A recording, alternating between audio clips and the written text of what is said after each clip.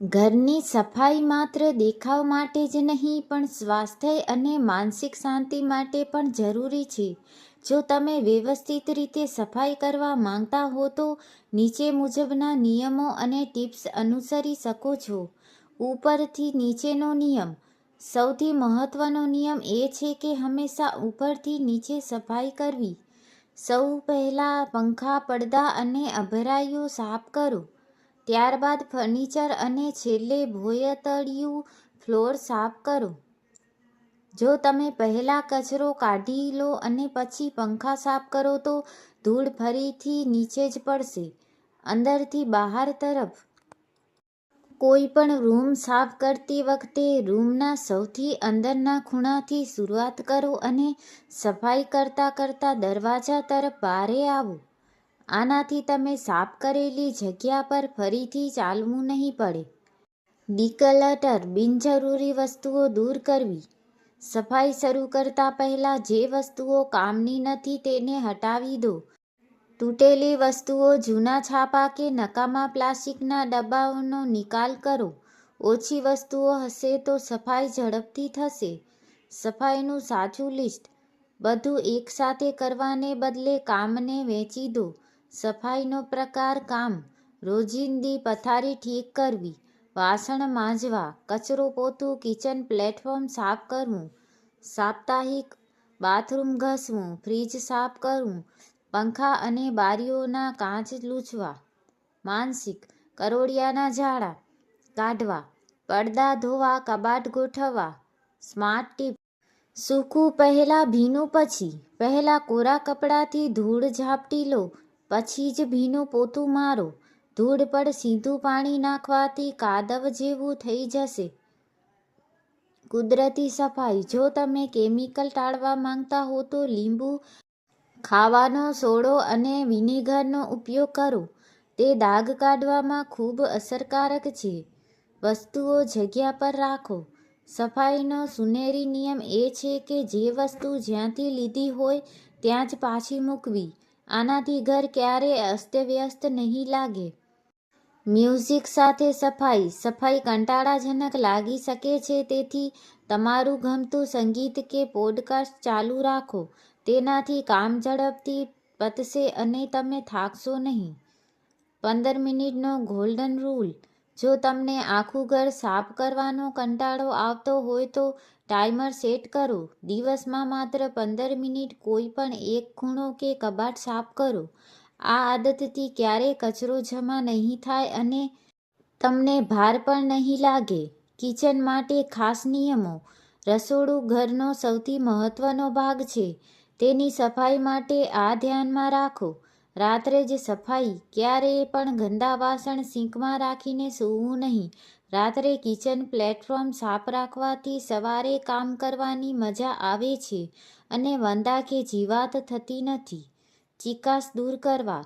રસોડાની ટાઇલ્સ કે ચીમની પરની ચીકાશ દૂર કરવા માટે ગરમ પાણીમાં થોડું લિક્વિડ સોપ અને વિનેગર નાખીને લૂછો. બાથરૂમ અને ટોયલેટ. દરરોજ લૂછવું. સ્નાન કર્યા પછી વાઇપરથી ફ્લોર સાફ કરી દેવો જોઈએ જેથી પાણીના સ્રાવના દાગ ન પડે. નળની ચમક. નળ પર જામી ગયેલા સફેદ સ્રાવને દૂર કરવા માટે લીંબુ ઘસો અથવા વિનેગરમાં પલાળેલું કપડું 10 મિનિટ વીંટાળી રાખો. માઇક્રોફાઇબર કપડાનો ઉપયોગ. સામાન્ય જૂના કપડાને બદલે માઇક્રોફાઇબર કપડાં વાપરો. તે ધૂળને હવામાં ઉડાડવાને બદલે પોતાની અંદર જકડી લે છે, જેનાથી સફાઈ 50% ઝડપી થાય છે. ઘરની હવા અને સુગંધ.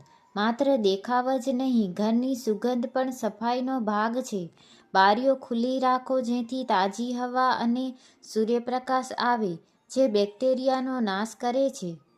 પોતું મારતી વખતે પાણીમાં થોડું મીઠું અથવા કપૂર નાખવાથી નકારાત્મક ઉર્જા દૂર થાય છે અને માખીઓ આવતી નથી.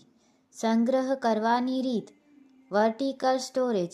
વસ્તુઓને એકબીજાની ઉપર થપ્પી કરવાને બદલે ઊભી ગોઠવો, ખાસ કરીને કપડાં અને ફાઇલો.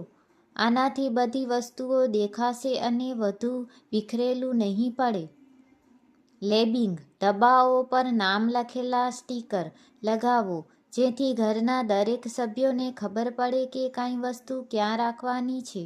1 in 1 આઉટ નિયમ: જો તમે ઘરમાં કોઈ નવી વસ્તુ લાવો જેમ કે નવા કપડાં કે વાસણ, તો જૂની એક વસ્તુ ઘરની બહાર કાઢો, દાન કરો અથવા ફેંકી દો.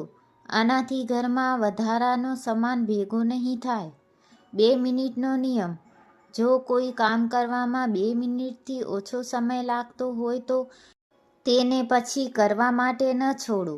અત્યારે જ કરી લો, જેમ કે કોફીનો કપ સિંકમાં મૂકવાને બદલે તરત ધોઈ નાખવો. મેલ કે કુરિયર આવે તો તેના કચરાને તરત ડસ્ટબિનમાં નાખવો. ચપ્પલ કાઢીને સીધા સ્ટેન્ડમાં મૂકવા. ઝાડુ પોતા માટેની સ્માર્ટ રીત: મીઠાવાળું પાણી: પોતું મારતી વખતે પાણીમાં થોડું દરિયાઈ મીઠું નાખવાથી માખીઓ આવતી નથી અને ઘરની નકારાત્મક ઉર્જા દૂર થાય છે. ખૂણાઓ પર ધ્યાન: કચરો હંમેશા ખૂણેથી શરૂ કરો. ધૂળ સૌથી વધુ ખૂણામાં જ છુપાયેલી હોય છે. કાચ અને અરીસાની ચમક: જૂનું છાપું: કાચ સાફ કરવા માટે મોંઘા સ્પ્રેને બદલે નકામા છાપાનો ઉપયોગ કરો. છાપાને સહેજ ભીનું કરીને કાચ લૂછવાથી તેના પર રેસા રહેતા નથી અને કાચ એકદમ ચમકી ઉઠે છે. ઇલેક્ટ્રોનિક્સની સફાઈ: ટીવી અને લેપટોપ: આ સાધનો પર ક્યારેય સીધું પાણી કે લિક્વિડ ન છાંટવું. હંમેશા નરમ કપડાં પર લિક્વિડ લગાવીને હળવા હાથે લૂછવું. રિમોટ કંટ્રોલ: રિમોટના બટનો વચ્ચેની ગંદકી કાઢવા માટે જૂના ટૂથબ્રશનો ઉપયોગ કરો. વોશિંગ મશીન અને ફ્રીજની સંભાળ: ફ્રીજની વાસ: જો ફ્રીજમાંથી વાસ આવતી હોય તો એક વાટકીમાં થોડો ખાવાનો સોડા ભરીને અંદર મૂકી દો. તે બધી જ દુર્ગંધ શોષી લેશે. મશીન ક્લિનિંગ: મહિનામાં એકવાર વોશિંગ મશીનને ખાલી રાખીને ગરમ પાણી અને વિનેગર સાથે ટબ ક્લીન મોડ પર ચલાવો. સોફા અને ગાદલા: બેકિંગ સોડા મેજિક: સોફા કે ગાદલા પર થોડો બેકિંગ સોડા છાંટી દો. 15-20 મિનિટ રહેવા દો અને પછી તેને સાફ કરી લો. આનાથી ભેજ અને વાસ દૂર થઈ જશે. ડસ્ટબિનની સફાઈ: ડસ્ટબિનના તળિયે થોડા જૂના છાપો કે કાગળ મૂકો જેથી કચરાનું વધારાનું પ્રવાહી શોષાઈ જાય અને તળિયું ગંદુ ન થાય. એક પ્રો ટીપ: ઝોન ક્લિનિંગ: દરરોજ આખા ઘરની પાછળ પડવાને બદલે ઝોન નક્કી કરો. સોમવાર લિવિંગ રૂમ, મંગળવાર કિચન, બુધવાર બાથરૂમ. આનાથી તમને સફાઈનો ભાર નહીં લાગે અને અઠવાડિયાના અંતે આખું ઘર ચકાચક હશે.